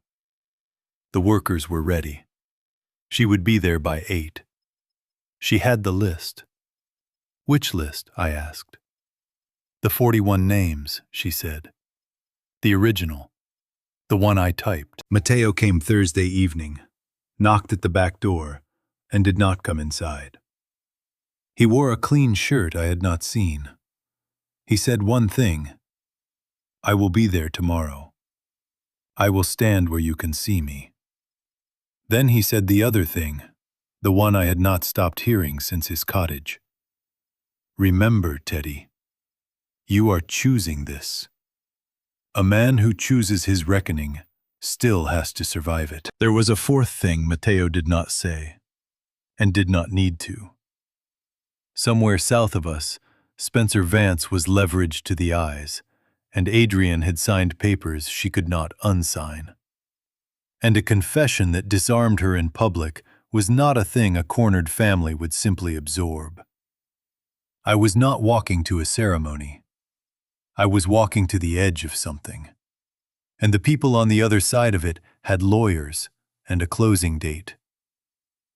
Now it was Friday, 6:30 in the morning. The festival began at 10. I stood in front of the closet in the bedroom Rosalind and I shared for 41 years. Her side was still full. I had not moved her clothes. Some mornings I could still smell her in the fabric, which is not possible after 4.5 years. And I did not care whether it was possible. Her reading glasses were on the nightstand, her slippers by the bed. I reached past her things and took out the gray suit. It was not new. I bought it in 1987 at a men's store on 4th Street in San Rafael. I wore it to Adrian's christening, to her 8th birthday party in the backyard, to her high school graduation, to her wedding, to Rosalind's funeral. It was the suit my daughter drew when she was 8 years old. A man in a gray suit, standing 3 inches from a piano, drawn in crayon on white construction paper, with 6 words beneath it in the careful block letters of a child. "This is my daddy. He is very tall." She drew me in this suit before she had a single reason not to love me. She drew me tall. She drew me 3 inches away, which at 8 years old was already the truest thing anyone in my family ever put on paper. And tonight I was going to put the suit on and walk those 3 inches in front of the entire county, knowing now what I had not known then, that the distance in that drawing was not a child's mistake. It was a measurement. She had measured us exactly. I put it on. The jacket hung loose. I have lost weight since June. The trousers needed a belt I did not need 2 years ago. I looked at myself in the mirror on the closet door and saw a man smaller than the suit he was wearing. And I thought that was about right. I have always been smaller than the things I have done, smaller than the fraud, smaller than the silence, smaller than the wife who spent 27 years building a roof of mercy over a man who had not earned it. I buttoned the jacket. I looked at my hands. 75 years old. The hands that signed the Hartwell schedules. The hands that planted the first Zinfandel vine in 81 with Rosalind holding the hose. The hands that carried Adrian out of the hospital the day she was born. The same hands.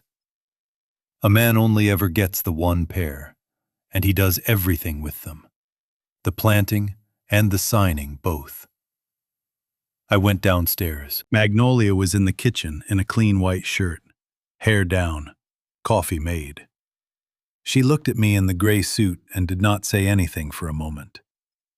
Then she crossed the room, reached up, and straightened my collar, the way her grandmother used to, and stepped back. The hallway clock was silent. 4.5 years unwound. I looked at it and made a decision. I did not say out loud that if I lived through this day, I would wind it again tonight. I said, to no one and to everyone, today I stop lying. Magnolia heard me, She did not answer. She picked up her keys and went out to the truck and started it and waited. I left the coffee cup on the counter. I walked to the front door, the one Adrian had left open and someone had since closed. And I put my hand on the frame the way she had put her hand on it, in the same place. And I understood we had been reaching for the same wood our whole lives from opposite sides of it. I pulled it shut behind me. I walked to the truck where my granddaughter was waiting, in the suit my daughter drew, to go and say the thing out loud. The tent was full by 10. Esperanza had set the tables the way Rosalind always set them.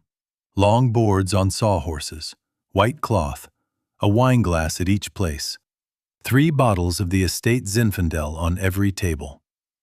The harvest wreath hung on the entrance post, grapevine and lavender, the way Rosalind made them every November since '83. This year, Inés Ruiz wove it, at 4 in the morning, because she could not sleep on the list, with her sister's name at number 7, and her own at number 12. People came from Healdsburg and Geyserville and Windsor. They came because they always came. The Calloway Harvest Festival has run 42 years, and people in this county put it on their calendars without being asked.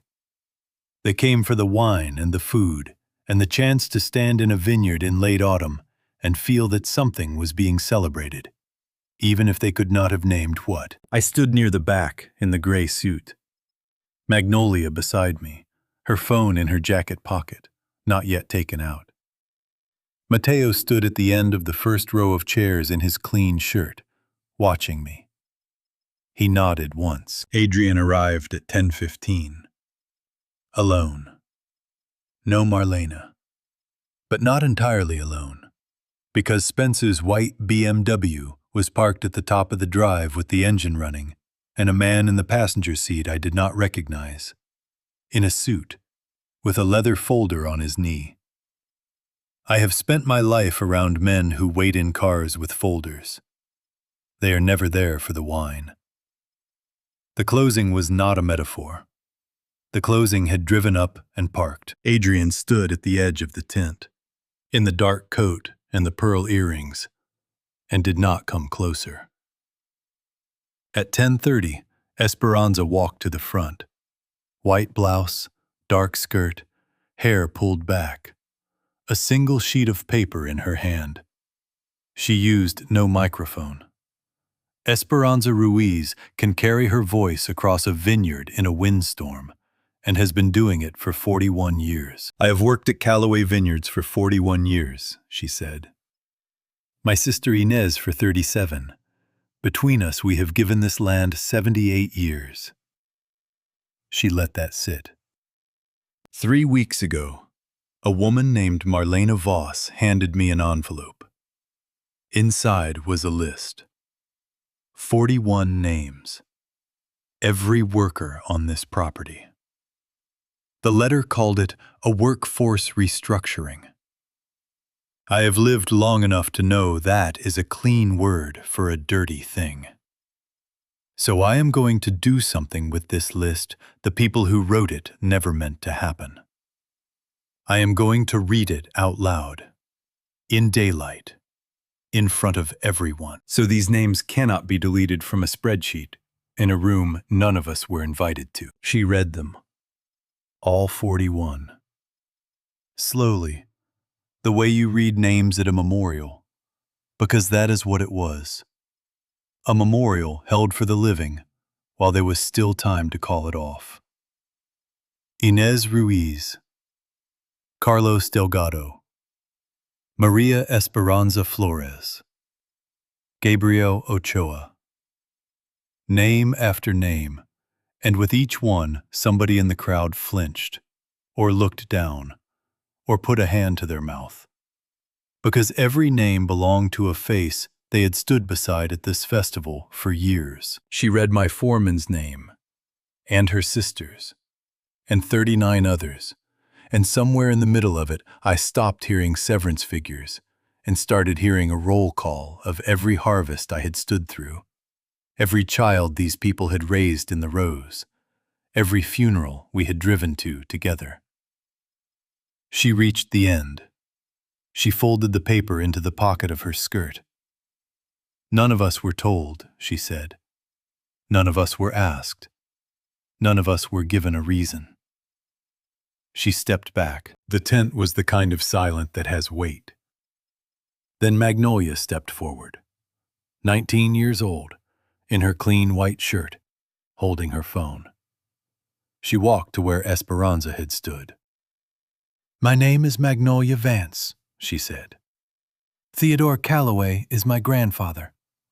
Adrian Calloway is my mother.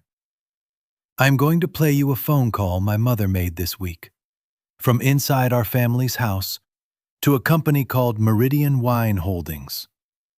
At the edge of the tent, I saw my daughter's hand rise halfway, as if to stop the air itself, and then fall. There is no objection you can raise to your own recorded voice. I had played that file 4 times alone in the dark. Watching it land on 200 people at once was a different thing entirely. Like watching a wave you had only ever read about on a chart finally reach the shore where people are standing. Magnolia set the phone to the speaker on the table and pressed play. Adrian's voice filled the tent. "The legal team needs to draft a conservatorship petition. If we get him declared incapable of managing his affairs, the deal closes in 3 weeks. He just had a discharge incident at the hospital. We can frame it as cognitive decline." A sound moved through the crowd. Low. The sound a room makes when it understands something all at once. And then the part I had been dreading since the library. The part only Magnolia and I had heard, came through the speaker into 200 ears. "He cannot afford to have anyone look too closely at where this land came from. There is a reason my father has spent 40 years apologizing to people who do not know he is apologizing. He will sign anything to keep that buried." The recording ended. 200 people stood in my wife's tent and turned, slowly. Not toward my daughter, toward me. And I understood that Adrian, even cornered, even exposed, had just thrown the one punch that could still land. She had not defended herself. She had pointed at the thing buried under all of us, and now the whole county was waiting to see whether the old man in the gray suit would dig it up himself, or let her words be the last on it. I stepped toward the front of the tent. The silence after the recording held for what felt like a year and was probably 30 seconds. 200 faces were turned toward me. And then, before I could reach the front, a woman walked out ahead of me and took the space first. Beatrice Holm. Dark blue suit, hair pinned, the leather briefcase she had carried into her office the first day I sat across from her. She set it on the table and opened it, and took out 2 documents. And she did the thing she had spent 48 years learning to do. She walked into a room and became the only person in it who knew what was about to happen. "My name is Beatrice Holm," she said. "I am an attorney. I represented Theodore Calloway and his late wife Rosalind for 31 years. I am here as executor of instruments Rosalind Calloway prepared between 2012 and 2021. And I am going to read into the daylight what some people drove a long way this morning hoping to keep in a folder." She did not look at the BMW. She did not have to. Everyone followed the place she did not look. She held up the first document. "This is the Calloway Heritage Covenant. It guarantees employment, housing, and health care for 38 named workers on this property for 20 years. It is signed by Theodore Calloway as sole owner of Calloway Land Holdings. It cannot be voided by any sale, any conservatorship, or any acquisition." A voice from the crowd, rough, called out. There were 41 names on that list. not 38. Beatrice did not flinch. 38 were named by Rosalind before she died, she said. The other 3 were hired after. She wrote a dependent clause precisely so the list could grow and the protection would still reach them. She thought of the people who did not exist yet. The people who wrote the termination list could not even keep track of the ones who did. She let that land. Then she held up the second document. This is the registration of this vineyard with the Sonoma County Agricultural Preserve, filed in 2021. This land cannot be converted to non-agricultural use for 17 years, binding on any owner regardless of intent. There is no version of any deal closing this morning. There has not been one for 5 years. Some of you were sold a property that was never for sale. At the top of the drive, the man in the passenger seat of the BMW closed his folder. The engine cut. I heard the car door and gravel and an expensive set of shoes walking back down the county road toward town. Because there is nothing left for a closing attorney to do at a closing that the dead made impossible 9 years ago. Then Beatrice said, "I would like to introduce someone." A young woman stood from the second row. Holland Pierce. 2 days ago, she had been the paralegal at the front desk who would not smile at me. Today, she was not standing as a paralegal. "My name is Holland Pierce," she said. "I am the Sonoma County Agricultural Preservation Officer. I confirm the designation is active and enforceable. Circumventing it would require a county review of no less than 3 years." She paused, and her voice changed. "And I want to say one thing that is mine, not the county's. My grandfather was Holloway Pierce, county assessor here for 34 years. He helped Rosalind Calloway file the original preserve application, and before he died, he told me she was the most patient person he had ever met. He said she was planning something he would not live to see, and that when it surfaced, I should make sure I was in the room. Mrs. Calloway asked me, through Beatrice, to take this job 4 years ago. I did not understand why until this morning. I was instruction number 26. She sat down. I understood then why her face had troubled me. She had her grandfather's jaw, and his way of measuring a room for something not yet built. Then Beatrice turned to me. "Teddy," she said. I walked to the front, past the tables, the wreath Inez wove at 4 in the morning, past Esperanza with her arms at her sides, past Mateo in the front row in his clean shirt, looking at me the way he had looked at me for 40 years. "My name is Theodore Robert Calloway," I said. "I am 75 years old. I have owned this vineyard 43 years, and I have spent more of those years hiding one thing than building all the rest. In 1979, I was a junior partner at an accounting firm in San Francisco. I was 28. My employer asked me to prepare fraudulent tax documents, and I did. Inflated depreciation, phantom expenses, backdated losses assigned to a grower in Salinas Valley who could not read the English on the page I built to ruin him. I looked at Mateo. His name was Don Eduardo Robles. Mateo did not move. He looked at me across the same distance we had looked at each other across for 40 years. Only now, there was nothing in it. "Don Eduardo lost his farm," I said. "He moved his family to a room over a garage in Watsonville. He died in 1982, 59 years old. His son Mateo came to work here in 1984. He learned who I was in 86. He stayed 40 years, and I never once said the words I owed him." I turned to Mateo fully. "I am sorry." I said, "I should have said it 47 years ago. I am saying it now, not because it is enough, because it is what I owe. and a man pays what he owes, even when the payment is worthless. The tent was silent. I had said the thing out loud, and my daughter, at the edge of it, in her mother's pearls, was still there, and still looking at me, and I could not read her face. I have never been able to read her face, but she had not walked to the wall. Not yet. I stepped down from the front of the tent. Nobody moved.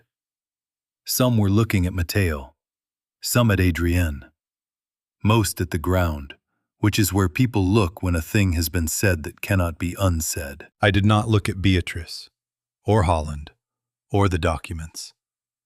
I looked only at my daughter, and I walked across the tent toward her, past the tables, past Esperanza, who touched my sleeve, past Magnolia, who did not touch me, but whose eyes followed me the way a lighthouse follows a ship that has finally turned toward the harbor. I stopped in front of Adrienne. She was taller than me. Maybe she always had been, and I had not been paying the kind of attention that notices. She stood very still, hands at her sides, coat buttoned to the collar. No makeup. She looked younger without it. She looked like the girl I drove to her first day of middle school, who sat in the passenger seat and did not say one word the whole way. And I had filled the silence with the radio because I did not know yet that silence from your child is information. The pearls were on her ears, catching the thin November light the way they caught it the day she was born, when Rosalind wore them and held her for the first time. I did not say anything. I raised my hands slowly, the way a man raises them to show he is not holding anything, that the only thing he is reaching for belongs to someone who is no longer here. I touched the left earring. I unclipped it, then the right. I held them both in my palm. They were warm from her skin. 2 small drop pearls in white gold, warm from the ears of the daughter, that had been warm from the ears of the mother, that had been warm from the ears of the grandmother on her wedding day. 3 women of my family had warmed these 2 stones, and I had cleaned them once a year and never understood they were the one inheritance in this house that could not be printed on a termination list. Not loaned, not borrowed. They live in the box. I heard my wife say it across 30 years. Adrienne did not flinch.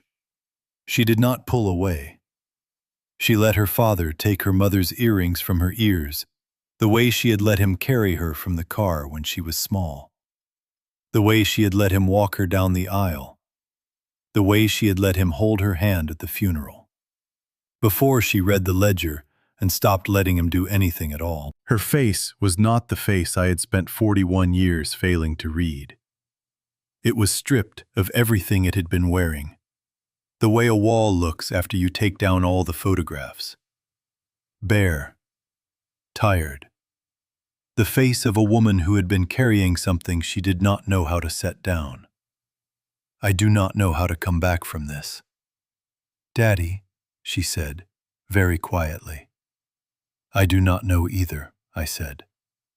She looked at the earrings in my palm. I am not asking you to keep me out of jail, she said. I forged a signature. I conspired to take a man's freedom on a lie. I know what I did, and I am not going to dress it up at the end so you will think well of me. But I want you to hear one true thing before I go. When I read that ledger, I did not just lose you. I lost the only proof I had that a person could be good all the way through. If you were not it, I did not believe anyone was. So I stopped trying to be. That, I understood, was the closest my daughter could come, on that day, to the door.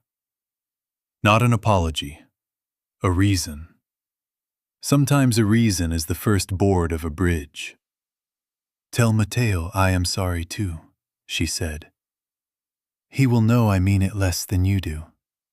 Tell him anyway. Then she turned around. She walked out of the tent, past the wreath, onto the gravel, onto the county road, and she kept walking. I did not follow her. A father learns, eventually, when his child needs to be followed, and when she needs to be let go. And I had spent her whole life getting it backward, chasing meetings and standing still for her.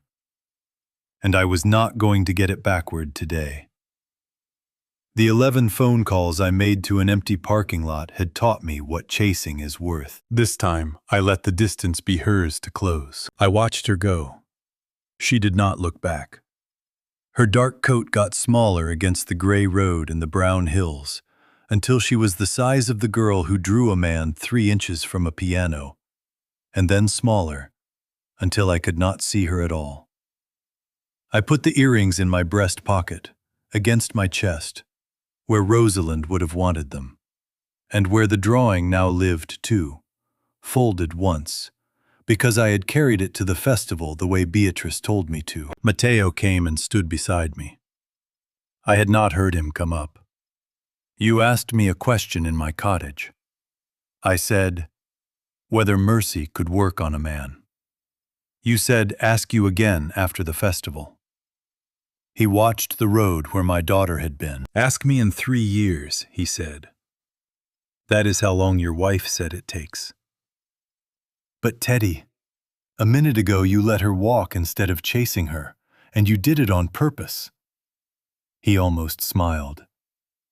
That is not the man who signed those papers in 1979.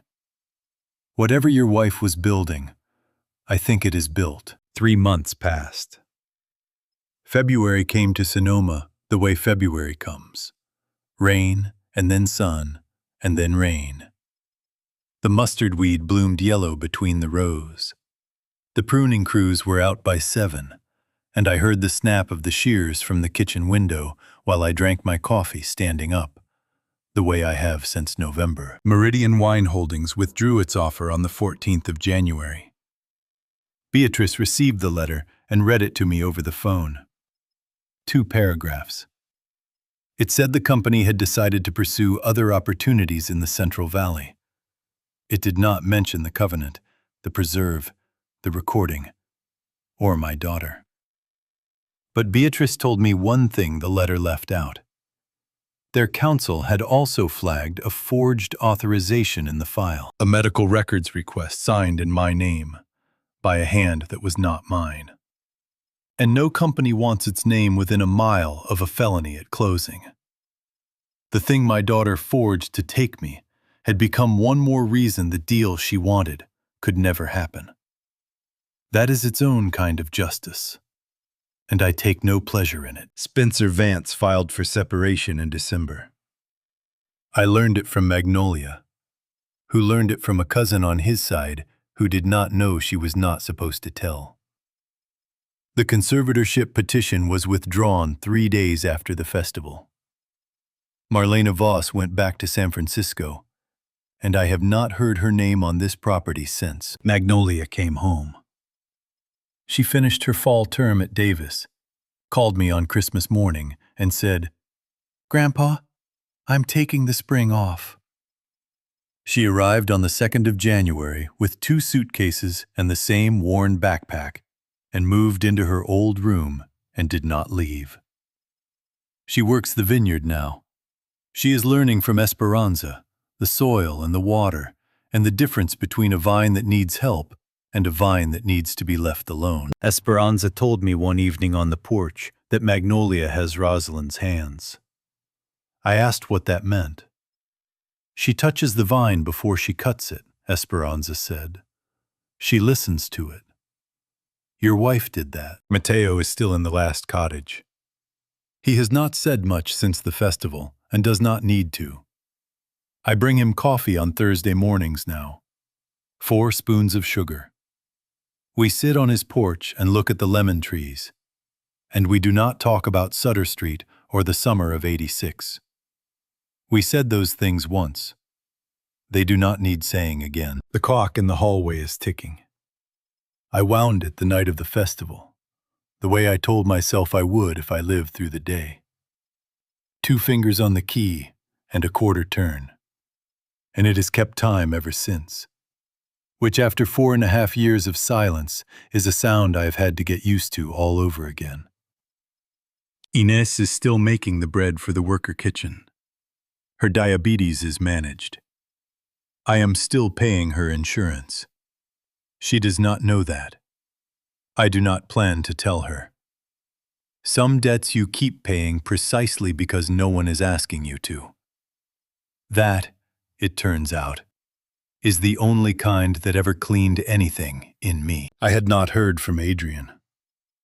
3 months.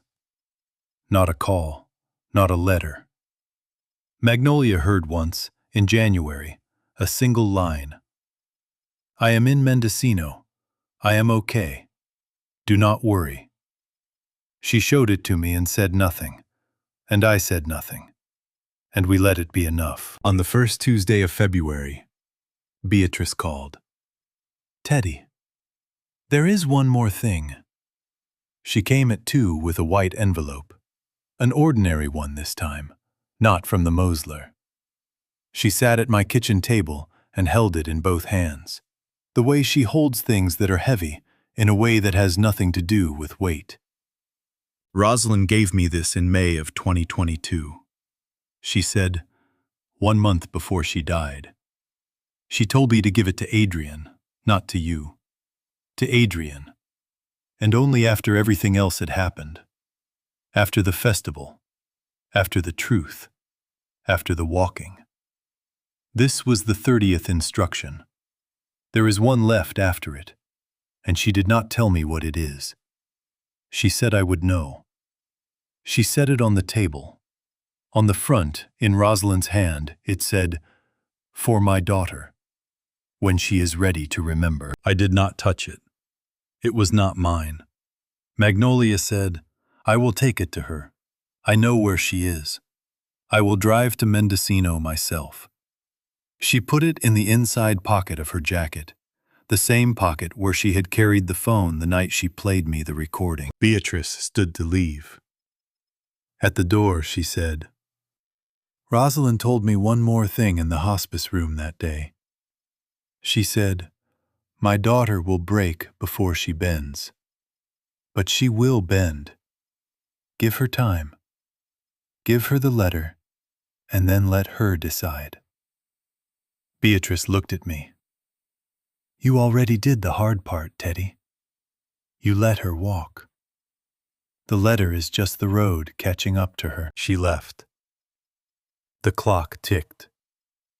The mustard weed outside the window was so yellow it looked like it was trying to do the sun's job for it. Magnolia picked up her keys.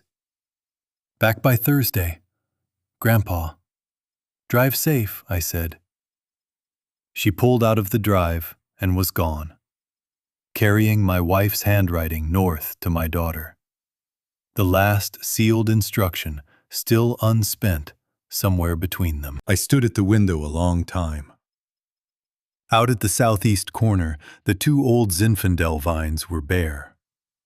It was February, but there were buds, small green points at the joints of the canes. The vine had survived the winter. It was getting ready, in its slow and stubborn way, to try the whole thing again. On the Saturday after Magnolia drove north, I took the drawing out of my breast pocket, where it had ridden since the festival, folded once against the earrings. I had carried it for Beatrice's reason. Now I kept it for my own. And I understood, holding it at the kitchen table, what the 31st instruction was.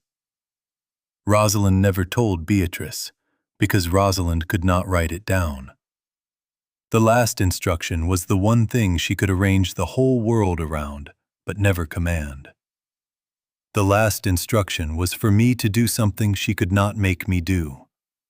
To stop waiting to be forgiven and start the closing of a distance myself. So I did the math one final time.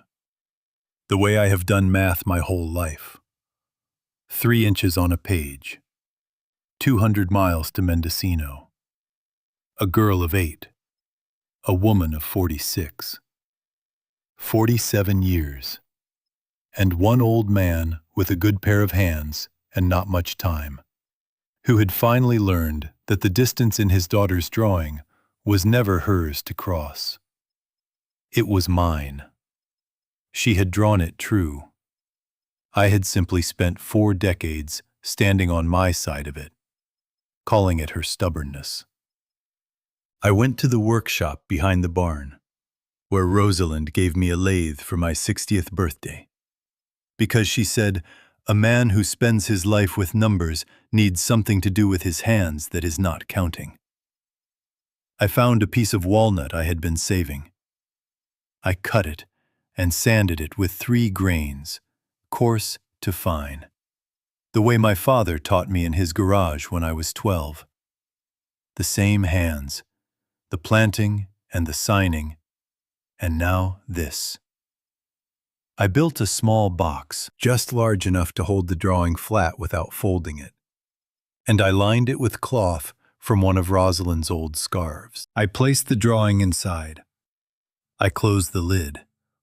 I wrapped it in brown paper and drove to the post office in Healdsburg and mailed it to Mendocino.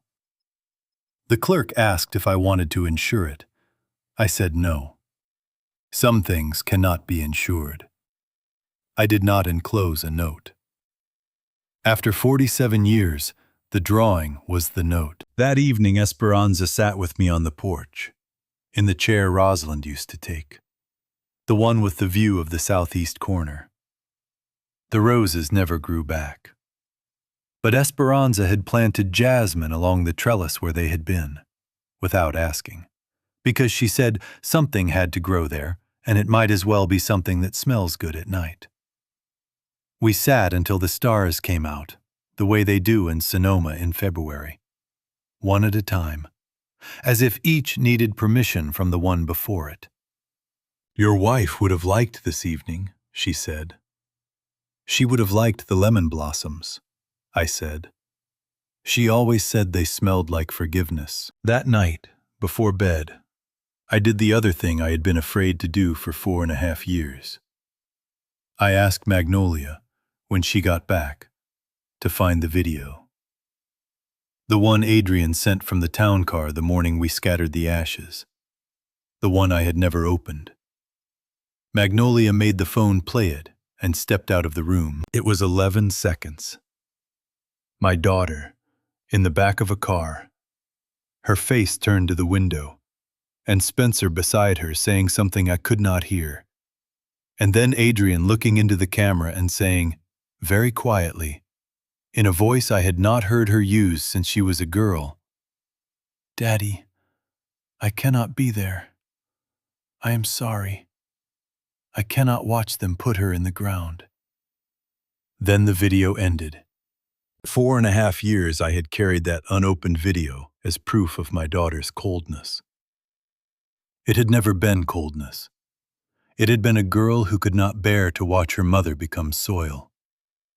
I had been so certain I knew what the silence meant.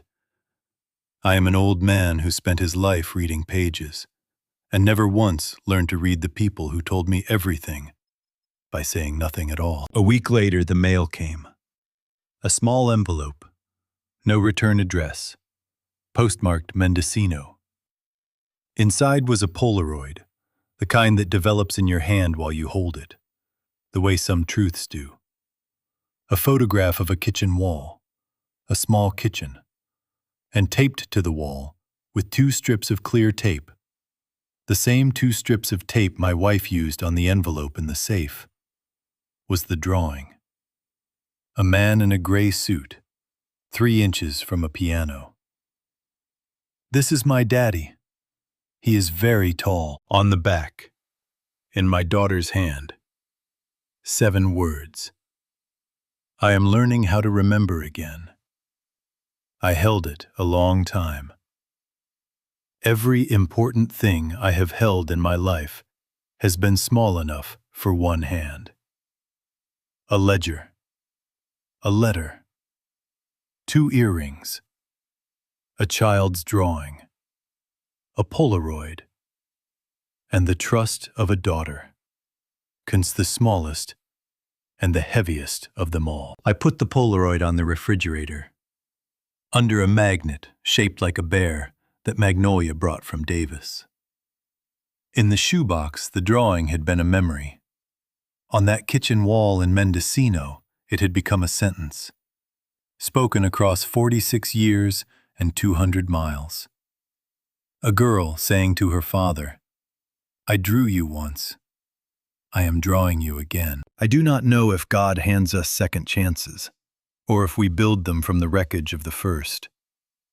I think maybe He works through patient women, stubborn old men, and granddaughters who know how to wind a clock and listen to a vine before they cut it.